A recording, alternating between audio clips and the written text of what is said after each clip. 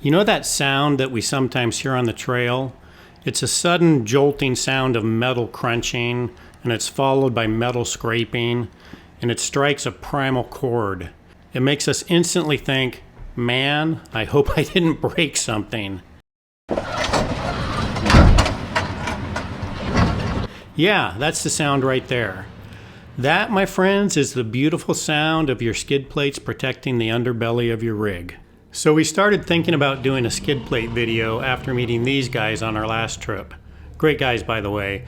But if you start researching skid plates, you will quickly find claims that they cause your engine or transmission to overheat, they actually damage your vehicle, they create costly maintenance issues, and other claims dealing with aerodynamics, weight, and fuel efficiency. What's the truth about skid plates? That's what we're going to tell you in this video. So while we watch some footage of some of the trails we were on during our last trip, let's tackle this first question of overheating.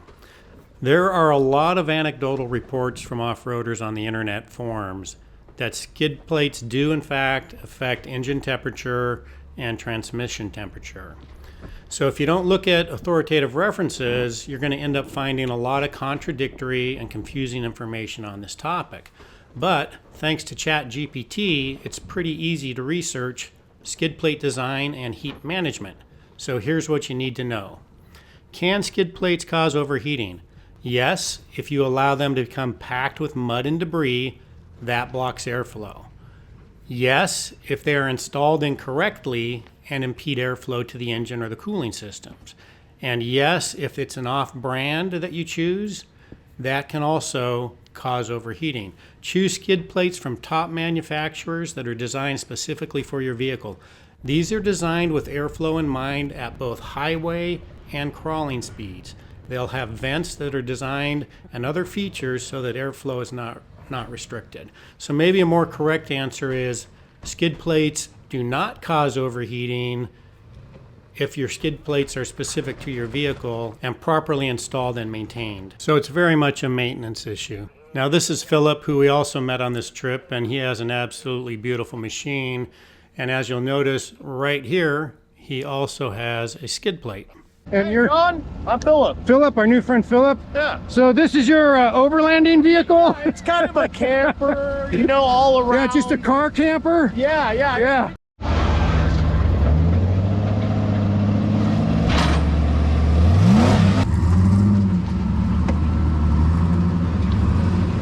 Where's the rooftop tent go on that? All right, the next issue was that skid plates actually damage your vehicle because they cause rust, corrosion, and wear by trapping mud, dirt, salt water, and other debris inside the nooks and crannies of the skid plate. It is true that this type of damage can happen, and it can be extensive. However, again, this is a maintenance issue. If you are going to go off-road and you need to protect your drivetrain and undercarriage, then get the skid plates and do the maintenance, and you won't have a problem. All right, this next part is one of my favorite parts of the trip. My brother was watching the guy in the red Jeep, and he was having nothing to do with it, so he decided to try himself, and of course I coached him. Yeah, a little farther. That's far enough. And that's how brothers do it. You're gonna hit. You hit. Yeah, you're right. Skid plate. A lot of people think they just don't need skid plates. Maybe you just stick to dirt roads and gravel roads instead of trails and technical routes. But here's the thing. Once you leave the pavement, there's no street sweepers, there's no one repairing potholes. You could be 50 miles from cell service and push off through a soft shoulder into some tall grass and hit a huge sharp rock that you never even saw. There's all kinds of vital stuff under your rig, oil pan, fuel tank. In my 20s, I did exactly that and punched a big hole in my fuel tank, and I was miles and miles from nowhere. So even if you're a soft roader, I'd at least consider some aluminum skid plates. In just a second, I'll show you some footage that I think just might convince you of that. But notice that on this trip, that for whatever reason, we ended up using our skid plates quite a bit, especially coming through some of these rock step ups and step downs. through this scrub area. Bear in mind, this is all an OHV area.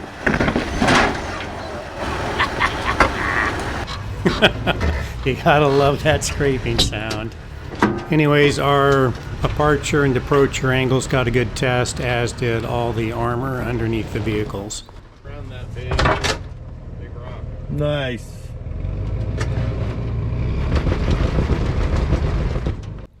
Okay, up next for the soft roaders and others that don't think they need skid plates, watch this series that starts out with an innocent puppy on my lap. Here she comes, right onto my lap. Is that because you're having so much fun? Oh! All right, no, wait. I'm just like, I'm just gonna turn left and go right up this hill. That was a big rock, John. Put your foot up on there. It's got some aluminum skid plate on it now. Little TRD. That was amazing. I didn't think you were gonna get off of it. I didn't either. It's a new one right here. Oh man, thank goodness for armor. That was a good one. That's it. Man, you were up on that thing. I was like, no. But probably the best thing you could have done is just come right off it like that. Yeah. Look how flat it is. This is all. That's all aluminum. Here's some aluminum. Oh, it is fresh aluminum. It's a rare commodity. Rare commodity. So I'm seriously on my skid plate right now. Sometimes it's hard to see over the hoods of these lifted vehicles, and he's not the only one that's just hit a rock that he absolutely did not see. Here's one that I hit. What? Seriously?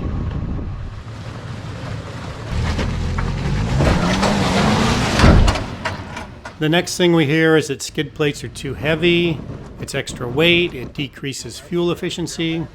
Well, there's pros and cons, right? Generally, adding weight to a vehicle in the off-road world is considered a negative thing. But skid plates are located so low on the vehicle that they actually lower the center of gravity, which does add a sense of stability to the vehicle. So depending on what you do, you could choose aluminum or steel and still have the benefits of the protection. So this is the rock we hit coming in.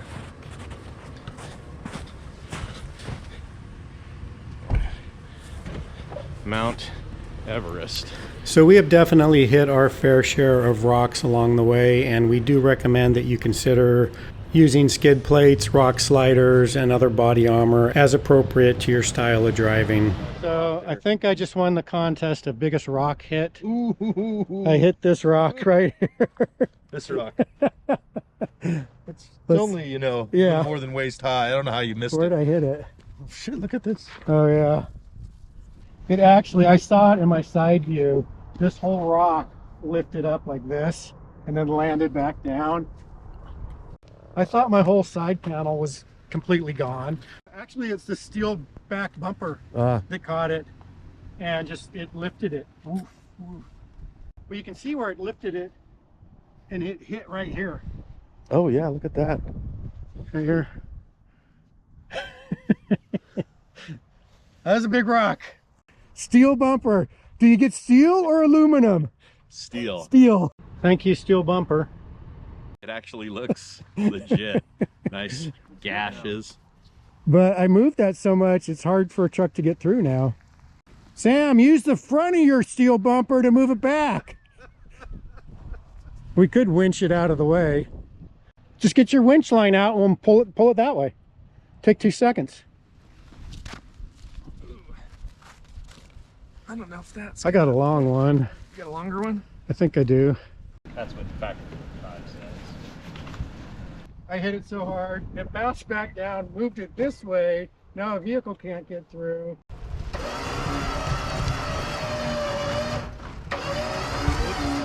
Thing of beauty. Sorry about that. Steve, preload the line. Preload the line, Steve.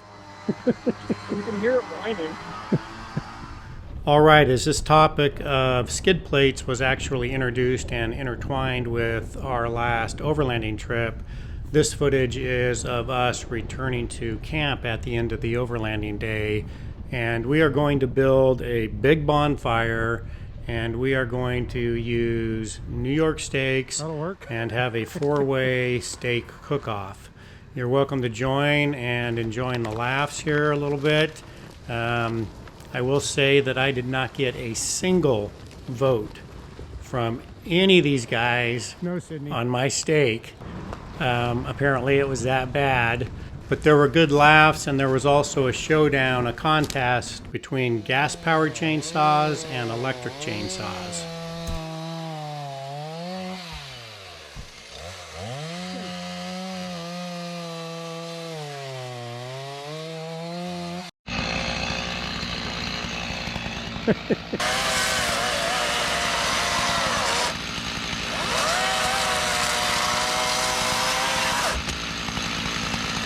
Never bring a knife to anybody.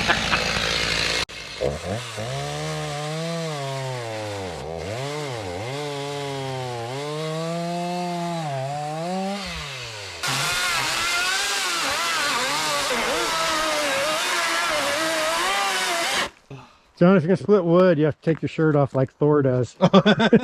Hang on, I got a different axe for you to try. Whoa.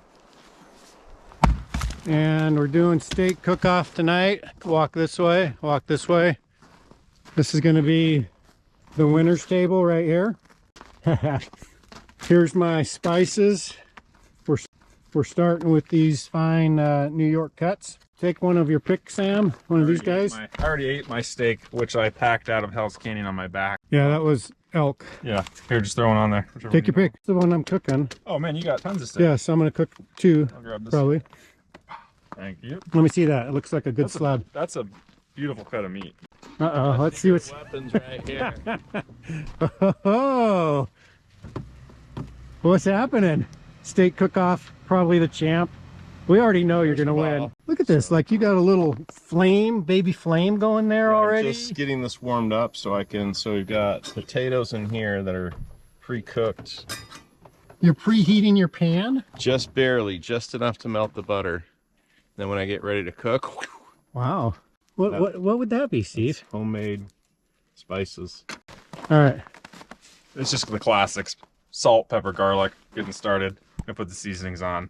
Let it do its magic. The salt do its magic for 10-15 minutes.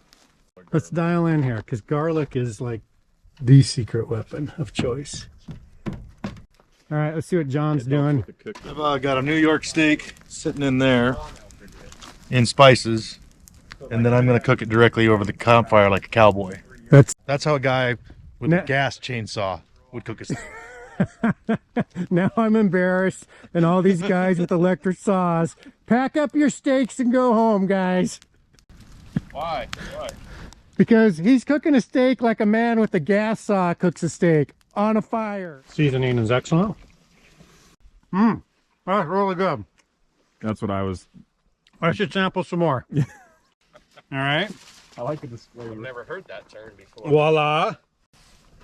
Crystallized seasoning. Crystallized seasoning. And like a tiny, like half of that. Mine's a little heavy on the seasoning this time. Usually I wouldn't go quite that heavy. I need to put Steve kind of wins for the complete meal, though. cowboy steak. Cowboy steak, cooked 100% on the fire that Sam built. Yes, please. Oh, that's good. A little too cooked for you, but a lot of people would like that. I think it's going to taste good too. Looks great. There you go. All right, pieces diving in. Ha, going big. 5 minutes too long, but it tastes good. Oh man, I don't know. That's fantastic. I like the garlic a lot. I disagree. No, I oversalted. So I'm out. So for me, I like the flavor of the meat to come through the seasoning. Right. So the seasoning is just sort of a compliment, yeah. And I actually think Steve's does the best job of that. I hate to say it, but I would sit down with any one of these steaks. I personally think I overdid the seasoning on mine. I've only done that twice. The first time I under-seasoned, this time I over-seasoned. Sam's, yours is really good. Really good. I love the garlic on it. And JJ, yours is damn near perfect. So what do we got? What are the votes so far? So it's down to you two. So No, it's down to the three of us. yeah, because I can't vote for myself, so I'd vote for Sam. Oh.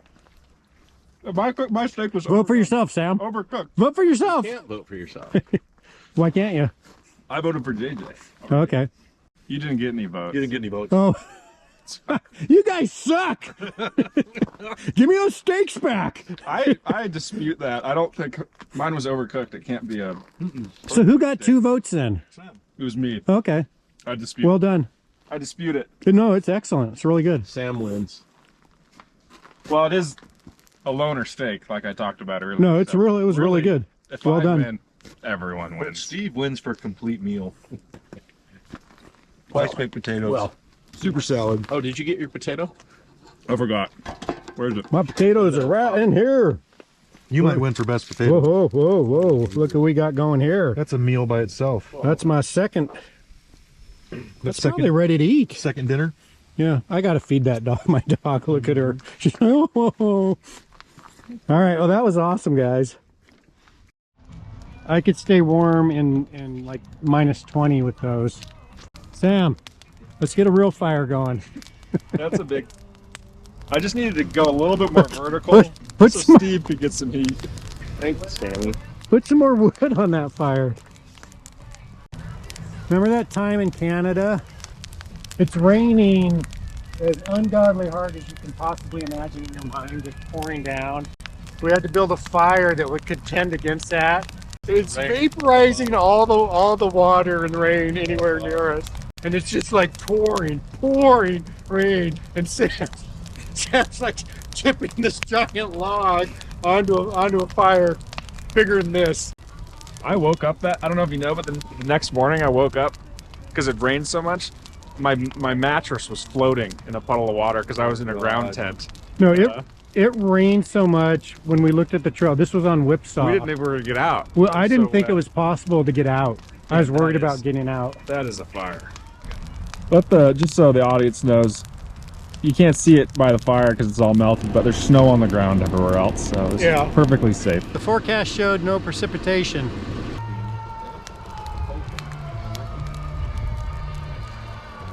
The snow and fire is a good combo.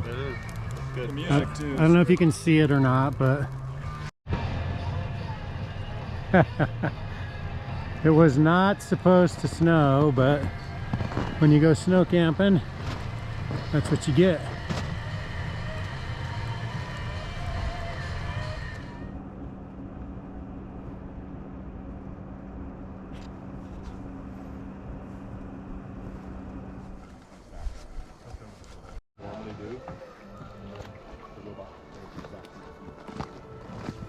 And he goes over to the next line. It's a table with fucked up chairs.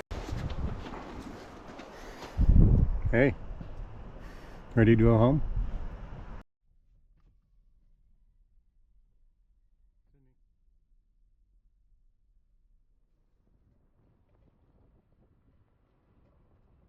This is the drive out of camp on the way home, and up next will be a series of troubleshooting on some of the diesel heaters. All were successfully brought to full operation, so nobody died in the night. This is just some bonus footage for the guys that were there.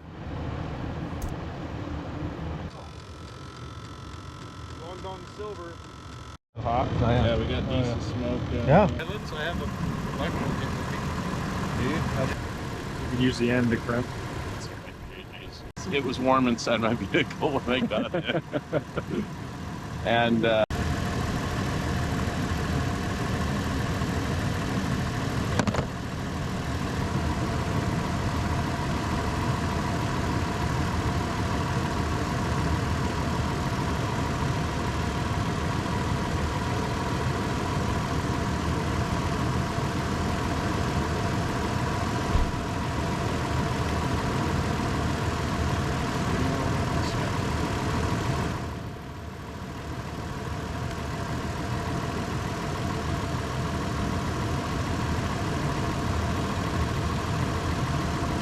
Don't electrocute yourself. electrical is one of my least favorite.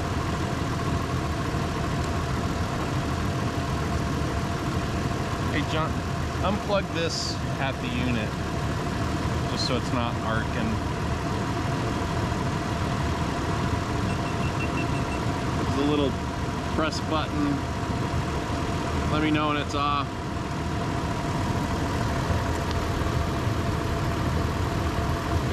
Good.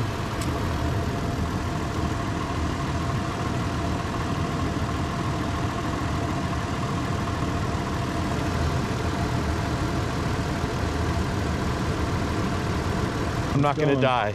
I'm not gonna die. This is how you get a dog up into a rooftop tent in the middle of the night. It's all good fun, guys. Thanks for watching. All right, thanks.